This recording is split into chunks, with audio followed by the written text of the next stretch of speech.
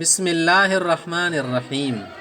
سبق نمبر مختصر القدوری کا 27. مصنف رحمت الله علیه صفت الصلات ولا مسله چیرډله چې منځه طریقه څه ده ډېرې څه خبرې خې مونږ ته وښودلې نیمې ته خبرې پاتې ته ښایي ویجهر بالقراءة فی الفجر کوم ځایونه کې به جهر قرات کې اوس دا درته ښایي چې ویجهر بالقراءة په زوره به قرات کوي فی الفجر سبعي منځه کې فرضو کې وفي الرکعتین الاولیین من المغرب والعشاء د ماښام او د مسخوتن اول دو رکعتونو کې ان کان اماما که امامي په جهر قرات وکوي ویخفي القراءة فيما بعد الاولیین بیا د اولو دو رکعتو نه بعد چې کوم وروسته دوه رکعته پاتې کېږي یو رکعت لکه چې ماښام ده په دې کې به پټ وي ویخفي منه پټ وي مخکې دا خو د امام خبر ده وان کان منفردا که سړی بیا بیله تر بیله لمونځ ته ولاړ ده فهو مخیر هغه ته اختیار ده ان شاء جهره که غواړي په جهر د قرات وکړي ماښام مسخوتن سبعي منځه کې لکه ځان سره الحمد لله رب العالمین الرحمن الرحیم مالک یوم الدین داسې ځون سره دې پټ وایي ډېر تیز باندې دې پسې څوک نه دی لوړ ځان ته مونځ ده کوي که نه و اسمع نفسه ځان ته دې صرف اوروي بس خپله یې واوري ډېره ده و ان شاء که بیا غواړي خافته پټ دي ووایي ځکه دې پسې څوک شته نه چې واوري ترې نه خپله خیاسي په غوږونو واوري ويخفي الامام القراءة في الظهر والعصر والوتر خامخته ته یوه خبره کې چې ويخفي الامام القراءة في الظهر والعصر مسپخین تی مزدیګار منځه کې به امام پټ کې رات کې چې امامي پټ کوي نه منفرد خو به یاسي پټ کې چې ځان ته څوک منځ کوي مخته والوتر ثلاث رکعات وتر زموږ احناف مذهب کې 3 رکعات دي لا يفصل بينهن بسلام په سلام سره په فاصله پکې نه رولې چې 2 رکعات پسې سلام تاو کې بیا دریم ته پاتې کې بیا اخر کې سلام تاو کې نه 3 به پورا کې اخره کې به سلام تاوي ويقنط في الثالثه قبل الركوع او د دریم رکعات کې به رکوع نه مخکې دعای قنوت یې دا سړی فی جمیع السنه ټول کالی به یې انور مذهبونه کې څه دي امام شافعي رحمت الله علیه بیاي چې د رمضان ول اخیری نیم کې څه کې قنوت بیاي مختی چې ويقرأ في كل ركعه من الوتر وتر رکعتونه ډک دي هر رکعت کې بدایي فاتحه الكتاب وسوره معها فاتحه به سورت به سره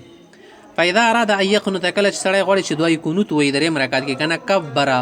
تکبیر بو کې لسونه بوچت کې وتا هغه نه بدوي چې الله مين نستعين کو نستغفر کتر الخ ورفع يديه لسونه باو سره اوچت کی ثم قنت به دوی قنوت وي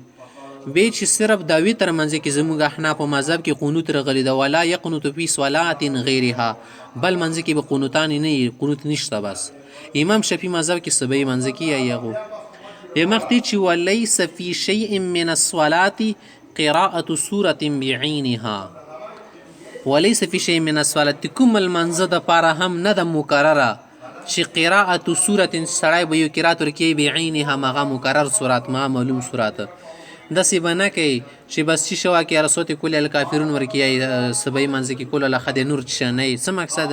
یارې بس صرف ځاندوی نورو کې سره په کور نه دي داسې دویلو بیا نه جایزه ده لا يجوز غیرها یا لا یجوز غیر نور جایز دو نه غني صرف یو سورات رنیولې یا څو سورتونه المنځ کې رنیولې نور نه ده به صحیح نه ده ويکره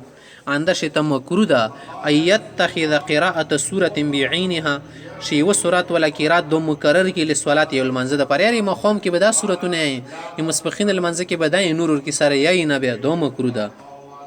چې لا يقرأ فيها غیرها نور کې نه خامخته چې منځ کې څومره قرات سړی وي چې منځ کېږي وسره دی چې وادنا ما يجزئ من القراءه في الصلاه